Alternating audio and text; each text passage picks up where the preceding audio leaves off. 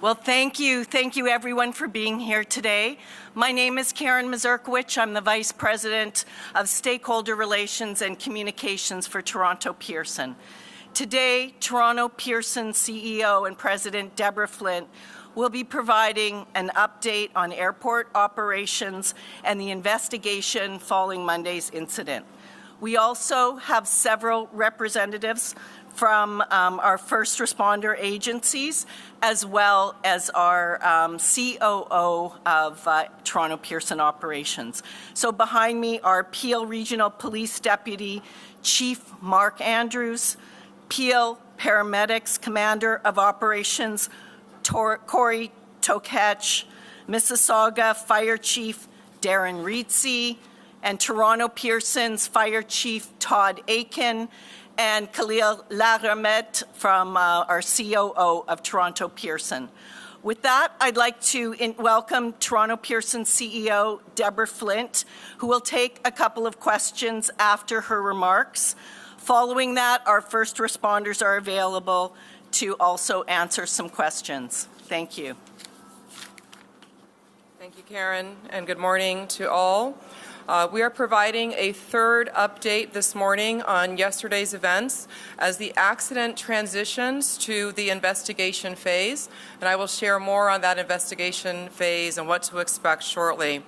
First, however, it's really important to recognize how grateful we are that there was no loss of life or life-threatening injuries in yesterday's accident.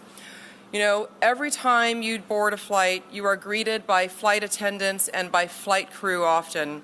It's their job to make us comfortable and confident about the flight ahead, and they do an incredible job with that. But we saw the most important role that they play in action yesterday. The crew of Delta Flight 4819 heroically led passengers to safety, evacuating a jet that had overturned on the runway on landing that was amidst smoke and fire. I thank each and every one of these heroes, every flight attendant and crew member on Delta Flight 4819. I also thank every flight attendant and crew member across the industry. Thank you for all that you do every day and every night in service of safe air travel. In regards to the accident yesterday, at approximately 2:15 p.m., Delta Airlines Flight 4819 from Minneapolis to Toronto, operated by subsidiary Endeavour Air, was involved in a single aircraft accident upon landing at Toronto Pearson. The plane was carrying 4 crew and 76 passengers, among them 22 Canadians. Flight attendants, flight crews, and airport emergency workers and responders mounted a textbook response, reaching the site within minutes and quickly evacuating the passengers. At the time, there were 21 injured passengers ranging from minor to critical but not life-threatening injuries. A total of 19 passengers went to the local hospitals, with 2 more going to hospitals in the time period after.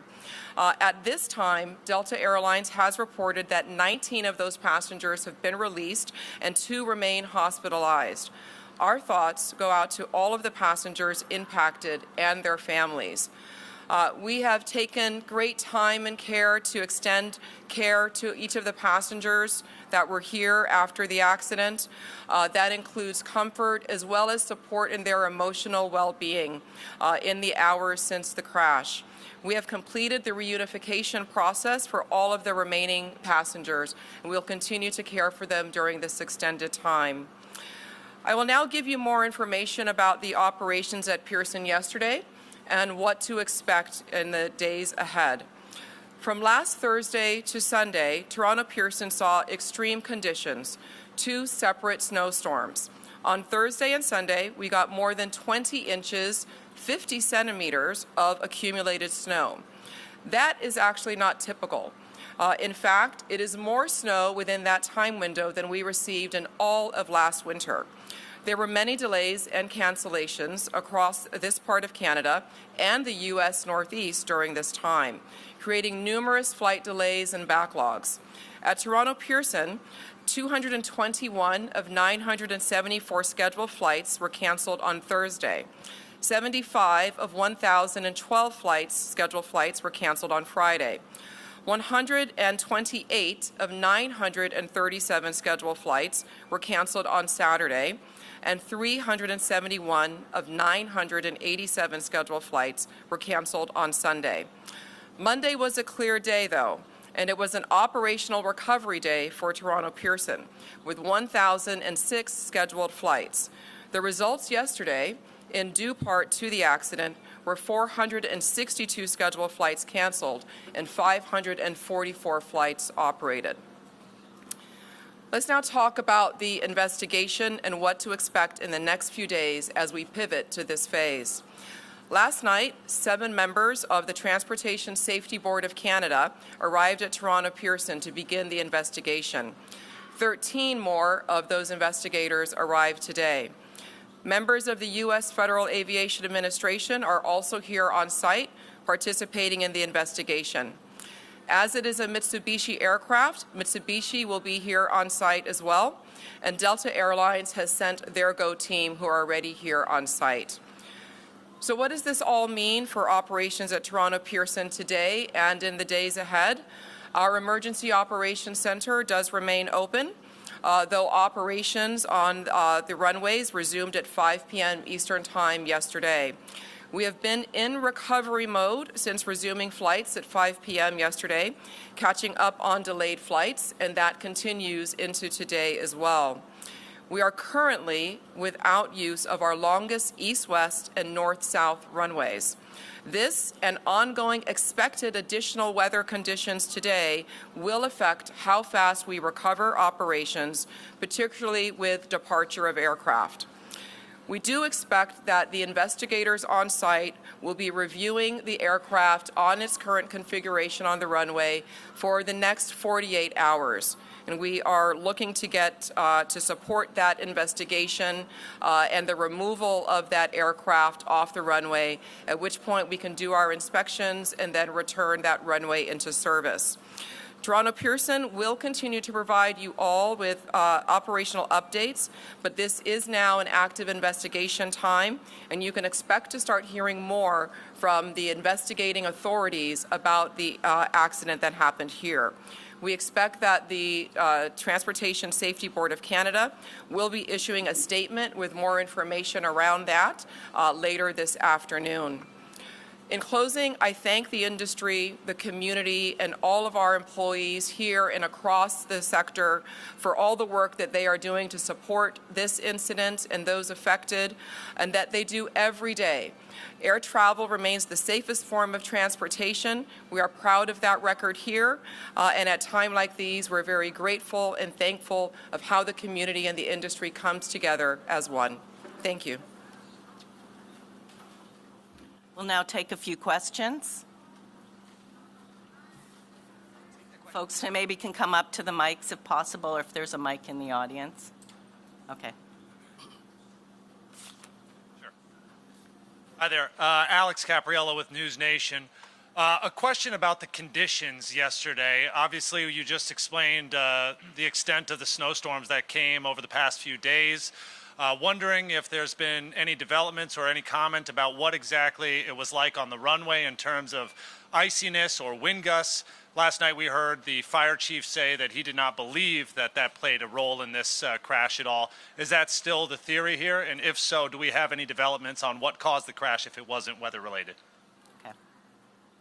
Yeah, this would not be a time for us to have theory or to speculate on what caused the crash. So as I shared, we have a number of agencies that are here that are responsible for doing a thorough and full and complete investigation to determine all the causal factors, and we are looking forward to getting those results and to sharing those, and those will be shared very publicly once they are received. And I understand that if you don't want to speculate about the crash, but can you tell us then what the condition of the runway was like at that time of the impact? I mean, was it slick? Have your teams been able to determine that?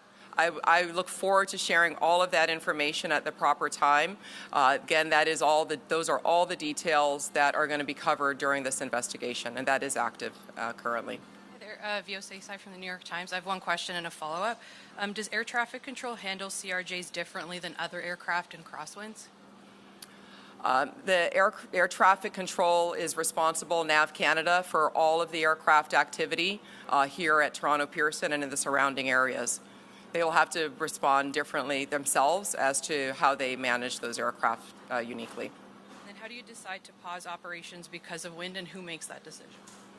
That is a cross-collected decision that is made between NAV Canada and the pilots during live operations.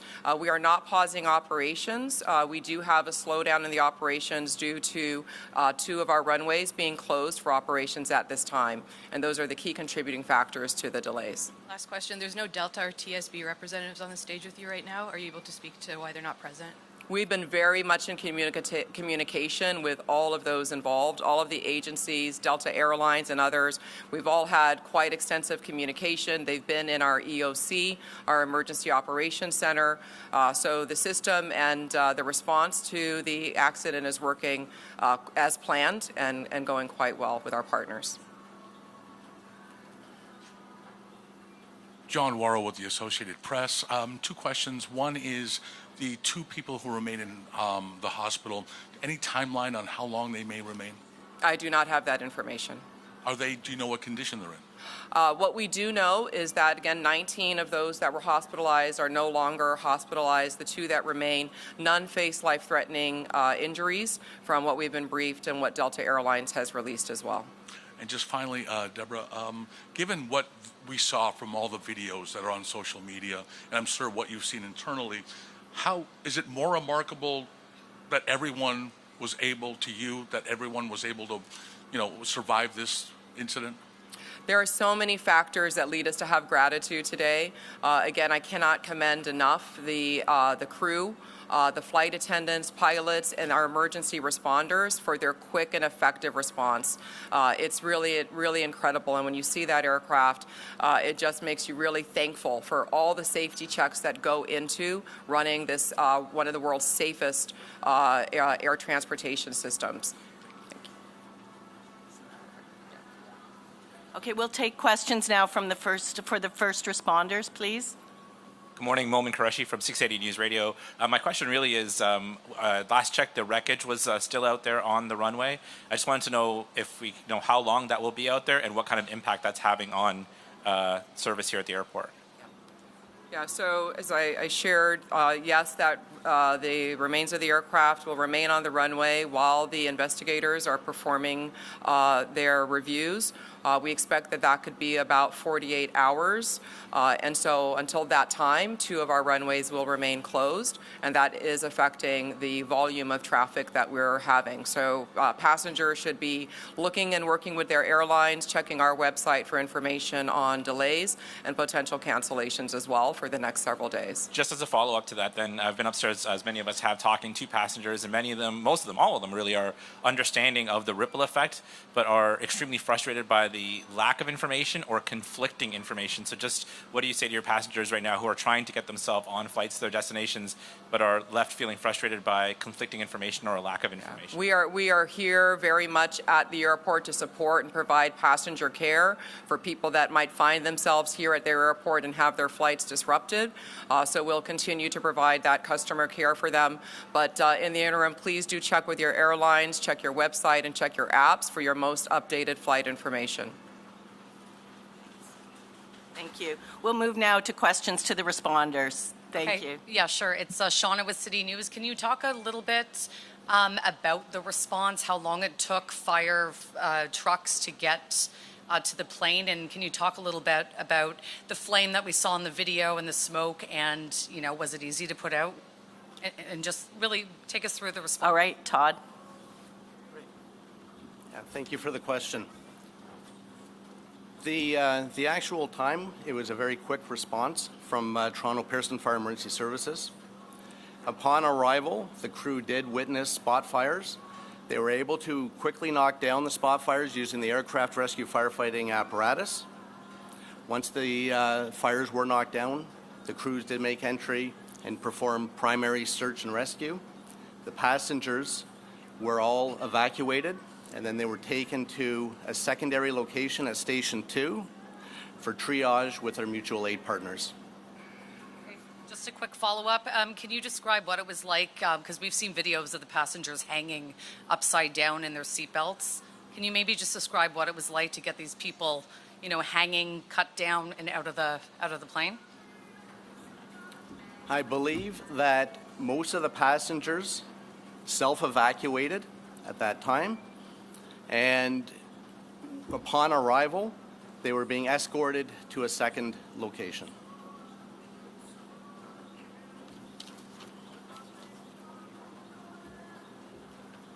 Hello, Nate Foy, Fox News. I'm just seeking some clarity from a first responder's perspective on the elements and how they played a role in your efforts yesterday. I know a lot of people are hoping for some clarity on what the fire chief said, and it sounds like you guys won't give us that, but can you tell me what it was like out there on the runway as you were doing your job?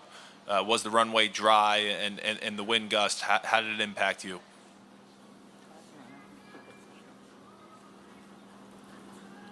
And like we mentioned, it's very early to make any conclusions. I know I provided a little bit of information yesterday for transparency. Today, now we have an active investigation. Therefore, any of those questions would have to be directed toward Transportation Safety Board.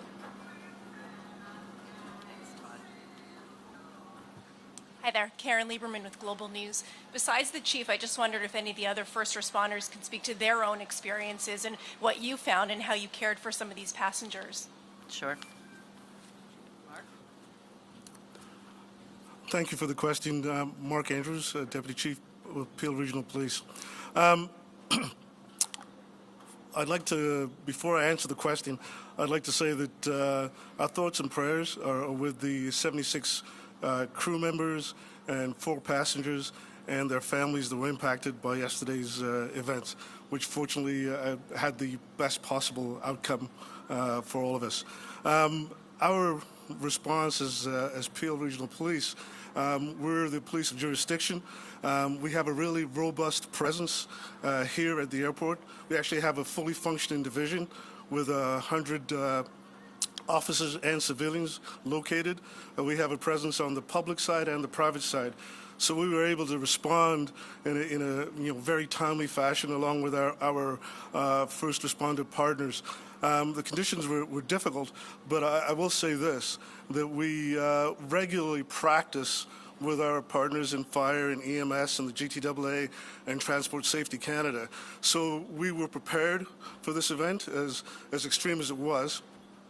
And our men and women, not only in policing, but across all the first responder services, did a tremendous job. And in my mind, no doubt saved lives. So I'd like to acknowledge that. There was some impact, on the police of jurisdiction being ourselves, not only here at the airport, because as you can imagine, we don't have surge capacity to deal with something like this the way they do in the private industry.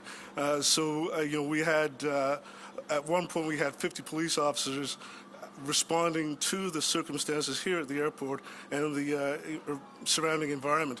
What I'd like to do is thank our partners at the OPP, Commissioner Tom Creek and Chief Marion Demke, because they supported us through the aftermath of the incident by sending officers to support both of our public divisions, 11 and 12 Division in Mississauga. All in all, it was a great response by first responders supporting GTAA and our TSB partners, but it's something that we've practiced and we're well prepared for should this happen again going forward. Mississauga Fire and Communications Services received the 911 call. It's called a crash alarm, so we get it directly from Pearson into our communications center. So we had a very quick response. We had 6 apparatus from Mississauga Fire respond. It was a combination of aerials, engines, and squads. In addition, we sent our command vehicle and also a tanker. We also had an acting platoon chief, a district chief, and myself that attended the scene. I took a position within their emergency operations center. Just to reiterate what Deputy just said, annually our firefighters participate in joint training with Pearson Fire at a location called Festi. It's a training facility. Our primary response is to assist with water supply, search and rescue, rehab, and medical support. The Mississauga Fire and Emergency Services and Mississauga Office of Emergency Management participates in 2 annual emergency exercises that are held at Toronto Pearson International Airport each year, including a high-level tabletop command exercise and a full-scale boots-on-the-ground emergency exercise. In addition to the exercises conducted each year at Toronto Pearson International Airport, the City of Mississauga conducts its own functional emergency exercise, and we did that in 2021, examining an aircraft accident occurring within the City of Mississauga. This exercise included partners from various organizations, including those represented in the exercises held here regularly at Pearson. The Mississauga Fire and Emergency Services and OEM provides emergency management training to regional partners from various organizations who may be involved in the response to an aircraft accident, amongst other emergencies. The Mississauga Office of Emergency Management can also serve as a conduit between the city and the Provincial Emergency Operations Centre if provincial-wide coordination for the response and recovery of community impacts during an emergency is required. During an aircraft accident, the Mississauga Office of Emergency Management can assist in the coordination of providing municipal services if requested by our community partners who may be impacted in the event. This could include transportation like buses, facilities, or heavy equipment. The City of Mississauga has developed its own aircraft accident emergency plan, which conforms with and operates in conjunction to the airport emergency plan developed by the Greater Toronto Airport Authority. Thanks. That was a fulsome response. I just also wondered if anyone can speak to the nature of some of the injuries. Do you want to speak to some of the nature?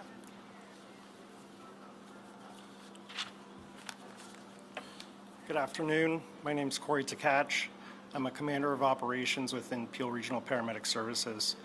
So upon our arrival of the crash site, our staff were faced with a multitude of different injuries, mainly stemming from back sprains, head injuries, anxiety, some headaches, nausea and vomiting due to the fuel exposure. So those were the common sort of injuries that we had come across. Any more questions? Please, Mal Hamidi, Canadian Press. Just want to follow up on this rescue effort. Can you please provide some details on the timeline? How long did you, paramedics and firefighters did it take for them to get to the airplane, and how long did it take for them to evacuate the airplane? Okay, Todd, you want to take that? Yeah, the response from Toronto Pearson Fire Emergency Services was minutes.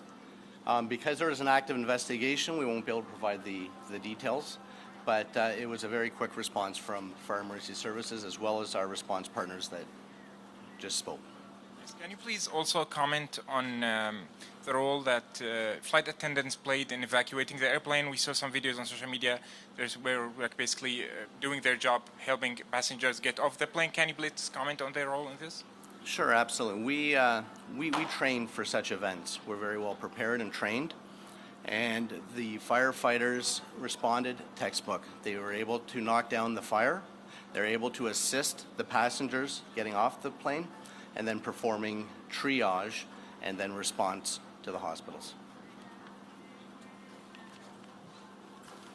Thank you. Next question. Hi, I'm Alex Miller with Scripps News. I know you can't confirm what you saw on the runway, but can you confirm that the runway had been coded as fives across the board as a wet runway for the pilots, which is a runway with light snow or slush? Sorry, I don't know if I followed that question. Do you want you want it repeated? Did you get it? Yeah, like I mentioned earlier, because there's an active investigation, that will have to be directed towards the Transport Safety Board, please. Hi, Jessica Murphy, BBC News. I want to go back to something Mr. Andrews said. You talked about difficult conditions that rescuers faced on the ground. I'm hoping you could go into a bit more detail. Sorry, with who said? Sorry? BBC. Oh, No, sorry, you... Peel Regional Police. Peel Regional Police? Thank you for that question. The conditions that I was speaking of is the environmental conditions, the cold, the wind, the fact that we were still having the occasional snow. But those are conditions, again, that we're used to working in as first responders, and our people, along with the other first responders, did a tremendous job of responding in those conditions. It's part of the environment that we operate in. Megan Fitzpatrick from CBC News. What can you tell us about the child that was airlifted to sick kids? Do we know if the child was on somebody's lap or buckled in? What can you tell us about the nature of their injuries? No, we don't. I'm sorry. You don't know if the child We was do not on a know. lap? No, we don't have those details. Can you give us an age range of the passengers on the plane? We don't have that either. I would direct that to Delta. Okay, we're going to take two more questions. Okay. And just one more on of the two that are in hospital, is one of them the child?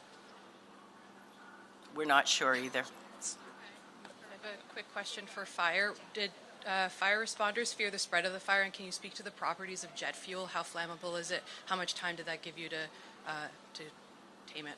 Okay. Did you hear the question? Okay. It's on the jet fuel, like whether they were... Yes. Upon arrival, there was jet fuel and there was flames. We do have specialized aircraft rescue firefighting equipment that carries water, foam, and dry chem, and that it is utilized to smother and cover up the jet fuel to provide mean-free egress for the passengers.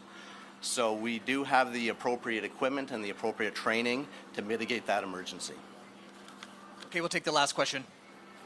Just like a last question on the nature of the injuries. The people who were more seriously injured, those who were at one point in critical condition, what type of injuries were those? Are we talking about like broken bones, serious sprains? I think the paramedic did speak to that a bit, but he can come back and reiterate. Yeah. So on the initial assessment in any mass casualty incident, we do a triage of patients. And yes, some patients were deemed to be critical at that time. And we make that assessment based on our initial contact, what the patient's complaining of, the fact that they were involved in a plane crash. And some of those determinations happen quite quickly in the short amount of time that we spend with that patient to ensure that they're receiving the quickest care possible. And there are times when further care occurs and those conditions get downgraded. So from critical to like serious and non-life threatening. There are times in scenarios like this where somebody may be complaining of like abdominal pain or a head injury, and we may err on the side of caution to deem them critical because we can't see inside their skull, we can't see inside their abdomen, but based on some of their vital signs and other determining factors, that's when sort of the decision to make them a critical patient would have occurred. So in terms of like the acuity of injuries, perhaps the most acute would be that like the back sprain or the head injury possible. Yeah, a head injury from an acuity state is obviously very dangerous. The issue is we obviously can't see inside the head at that time, right? So. Well, thank you all for coming today. We really appreciate it. I really thank all the responders as well for their time to come today and explain the situation on the ground. We will continue to give more updates on operations, Toronto Pearson, but from this going forward now, it is an active investigation, and we can expect hopefully to hear some news from the investigators. Thank you.